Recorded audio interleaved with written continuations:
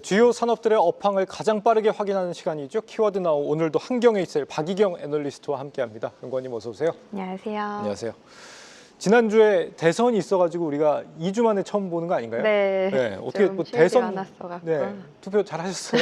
네. 대선 전후에서 뭔가 이게 검색 키워드 트렌드나 뭐 이런 게 좀 바뀐 게 뭐 감지되는 게 없으세요 혹시? 사실 주식 시장이 좀 반응이 빠르잖아요. 네. 실제 소비자들의 행태는 국내 소비자들 해내서 보면 아직까지 뭐 소비 심리가 엄청 살아났다는 느낌은 제가 못 받았고 아무래도. 앞으로 좀 추이를 확인해 봐야 될 것 같습니다. 확실히 뭐 시장이 기대는 하긴 하지만 이 내수 부진이라는 게 단시간에 그렇게 극복되기는 어려울 만큼 지금 뭐 내수 소비 상황은 그렇게 녹록지 않은 상황으로 보입니다. 자, 지난주 검색량 최고치 기록한 키워드들 한번 살펴볼까요? 네, 휴일이 많았던 지난주 검색어 최고치를 기록했던 키워드 살펴보시겠습니다. 예. CJ의 올리브영, KT&G의 전자담배 기기인 릴 솔리드, 카카오엔터의 크래비티가 검색량이 많이 늘었는데요. 이 크래비티는 3년 만에 정규 앨범으로 컴백한다고 예고를 하면서 관심이 많이 늘었던 것 같습니다. 네. 또 여름을 앞두고 있어서인지 인바디도 검색량 신고점 다시 한번 경신했고요. 메디톡스의 액상형 보톡스인 이노톡스, 위메이드의 위믹스, SK스퀘어가 지분을 보유한 OTT 플랫폼 웨이브, 또 달바 글로벌의 화장품 달바도 다시 한번 검색량 신고점을 기록했습니다. 그 외에도 해외 기업으로는 쿠팡, 또 비상장 화장품 브랜드로는 토리든과 서린컴퍼니의 라운드랩이 검색량 52주 신고점을 경신하면서 이번 리스트에 들어왔습니다. 네. 오늘 마침 이 미중 정상 간의 통화가 있어서 이 주제가 특히 오늘 솔깃한 것 같은데 올리브영이요. 이 방한객들이 최근에 뭐 1분기에 역대 최다로 들어왔다 뭐 이런 소식으로 우리가 기대를 모았던 지는 좀 됐습니다. 근데 최근에 이 구글과 유튜브에서 모두 검색량 최고치를 기록했다. 이건 어떤 배경으로 봐야 될까요? 네, 올리브영은 매 3월, 6월, 9월, 12월 이렇게 시즌마다 대규모 프로모션을 진행합니다. 예. 한국에서는 올영 세일이라고 많이 알려져 있는데요. 이번에는 국내뿐만 아니라 외국인 소비자들에게도 이 세일에 대한 관심이 늘었던 게 검색량 큰 상승의 원인인 것 같습니다.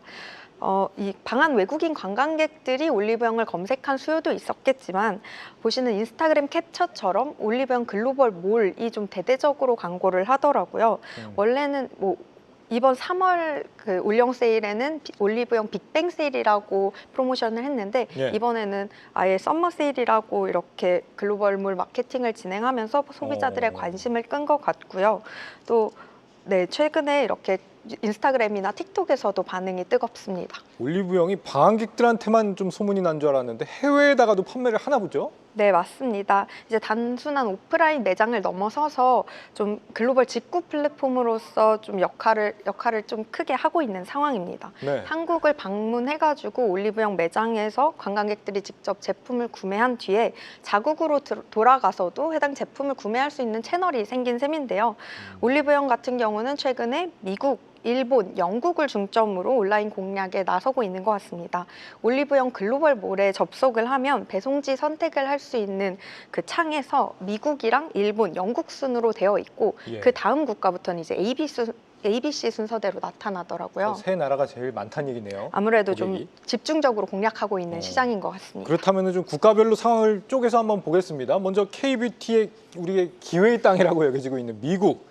미국에서는 올리브영 관련해서 좀 어떤 검색어가 좀 눈길을 끌고 있습니까? 네, 이번에 올리브영을 검색했던 소비자들이 또 다른 키워드를 어떤 걸 많이 검색했는지 살펴보면요. 예. 먼저 닥터 엘시아의 크림과 셀리맥스의 앰플이 좀 많이 함께 검색된 것 같습니다. 참고로 두 제품의 제조사는 한국 콜마로 확인됩니다. 네. 또 예스 스타일 관세 관련해서 검색을 많이 했다고 보여지는데요.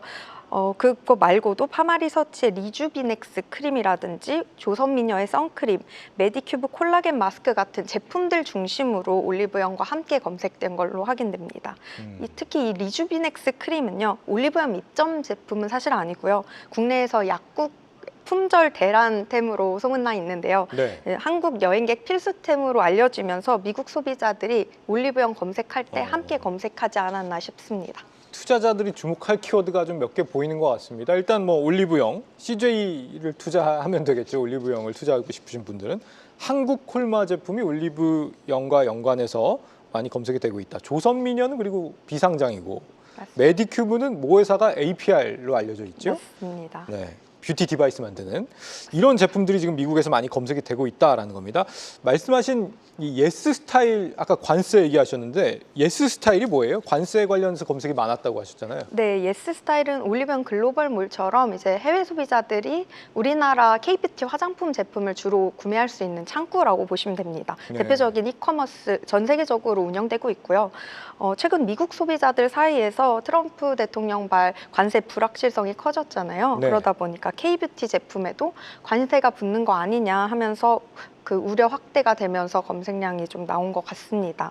현재는 한국산 제품에 대해서 $800 이하로 직구 시에 면제 혜택이 유지되고 있는데요. 예. 상호주의 관세 지금 보류되고 있는 이런 조치가 행해지거나 할 경우에 해당 면세 기준이 폐지되고 최대 25% 수준의 관세가 부과될 가능성이 있긴 합니다.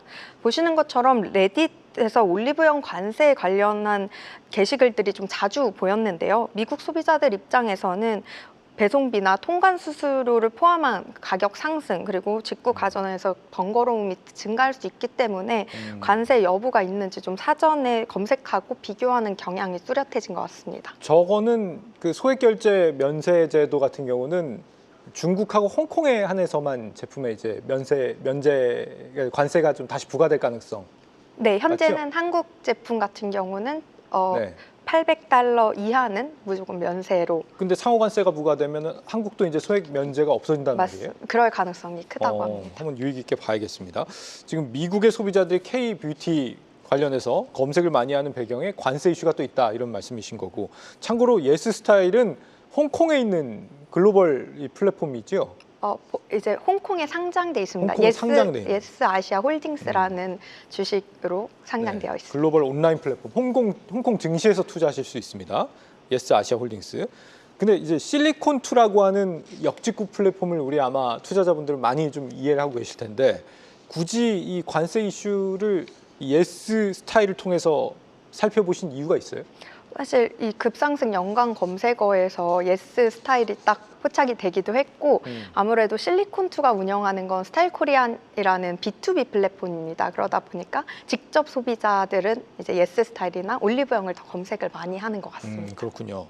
일본 소비자들도 좀 살펴보죠. 올리브영 관련해서 일본 소비자들은 어떤 방식으로 좀 검색을 하고 있습니까? 네, 보시는 표처럼 이제 급상승 검색어, 그러니까 올리브영을 검색했던 소비자들이 또 어떤 검색어를 찾아봤는지 살펴보니까요. 네. 아무래도 일본은 우리나라랑 가깝기도 하고 방한 관광객이 중국 다음으로 가장 많은 국가잖아요. 그렇죠. 그러다 보니까 이제 오프라인 올리브영 매장을 찾는 수요가 좀 포착이 되었습니다. 올리브영 명동 매장을 많이들 검색을 했고 또 가장 밑에 보시면 Q10이라는 플랫폼이 있는데요. 네. 이게 일본 소비자들이 우리나라 제품을 직접 구매하는 이커머스 플랫폼입니다.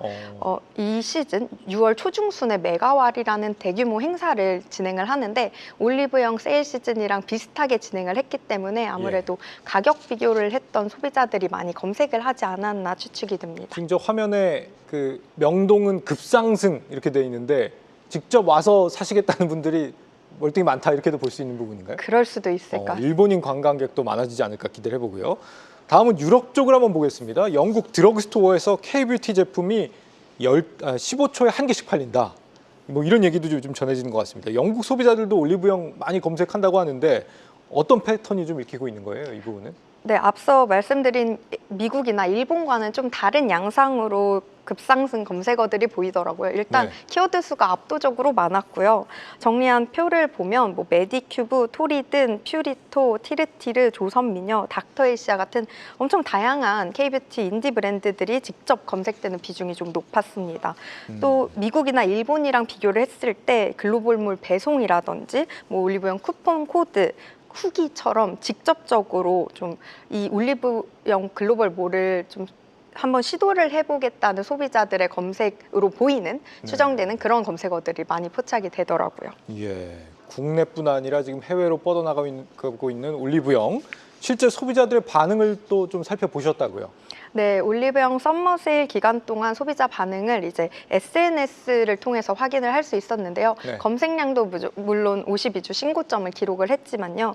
이 인스타그램 팔로워 수와 틱톡 팔로워 수가 이 세일 기간 동안 좀 많이 증가했던 모습을 확인했습니다. 네. 세일이 시작했던 5월 말일에 인스타그램 팔로워 수가 1,500명 이상 증가한 38만 명에 도달을 했고요. 틱톡에서도 6월 3일에 가장 많이 증가하면서 틱톡 팔로워 수 7만 5천 명을 넘어섰습니다. 이 SNS 팔로워가 늘었다는 건 어떤 의미가 있는 거예요? 아무래도 보통 요즘 마케팅을 다 SNS를 통해서 하기 때문에요. 네. 이걸 통해서 제품을 접하고 또 흥미를 느낀 소비자들은 직접 구매로 이어지기도 하는 효과가 있습니다. 예. 그리고요. 네, 또 흥미로웠던 건 팔로워 13만 명을 보유한 틱토커 히어로 쉬마즈라는 사람이 올린 이 올영 세일 관련 영상인데요. 예. 조회수 11만 회를 기록을 했고요.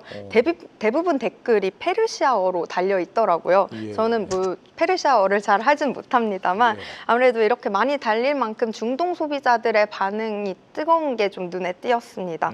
유럽뿐만 아니라 중동 시장까지도 이 올리브영과 K뷰티에 대한 관심이 함께 커지고 있다는 점에서 충분히 긍정적인 것 같습니다. 요즘에 페르시아어도 이렇게 구글 번역기가 다 해주는데 무슨 말 쓰는지는 저 안 보셨어요? 약간 신조어도 섞여 있고 그들만의 이 이모지도 있어가지고 젊은 친구들이 많이 한다는 네, 얘기네요. 제가 이해하기는 좀 어렵더라고요. 페르시아 젊은 친구들이 네. 이런 긍정적인 평가들이 실제 지금 실적으로도 이어지고 있는 상황 아닙니까 요즘에 올리브영? 최근 몇 년간 국내에서 독보적인 H&B 스토어로 자리 잡았잖아요. 그렇죠. 그런 만큼 이제 24년에는 연매출 4조 8천억 원 정도를 기록하기도 했고요. CJ 그룹 내에서 핵심적인 유통 채널로 자리를 잡았지만요. 22년 1분기 이후로 25년 1분기 매출이 처음으로 분기 역성장이 나타나긴 했습니다. 네. 보시는 것처럼 꾸준히 상승하다가 이번 1분기에 좀 아주 소폭 줄어들었던 모습을 확인할 수 있었는데 네. 말씀 주신 것처럼 좀 내수 소비 정체나 다이소 같은 저가 채널과의 경쟁이 좀 심했던 것 때문인 것 같습니다. 그렇겠네요. 이 내수 소비 침체 이게 좀 실적에도 좀 부정적으로 영향을 미치고 있다. 올리브영 이 매출이 지금 CJ 전체 매출이 한 16% 정도 되는 것 같더라고요. 그룹 내 중요성이 좀 커지기도 했고 또 이 CJ가 연초 대비 주가가 지금 50% 넘게 상승하고 있는 상황 아니겠습니까? CJ라는 그 종목 자체가 이제 지주사 밸류업 관련 종목으로 엮이면서 같이 좀 여러 가지 기대감을 갖고 있다는 점이 특징인 것 같습니다.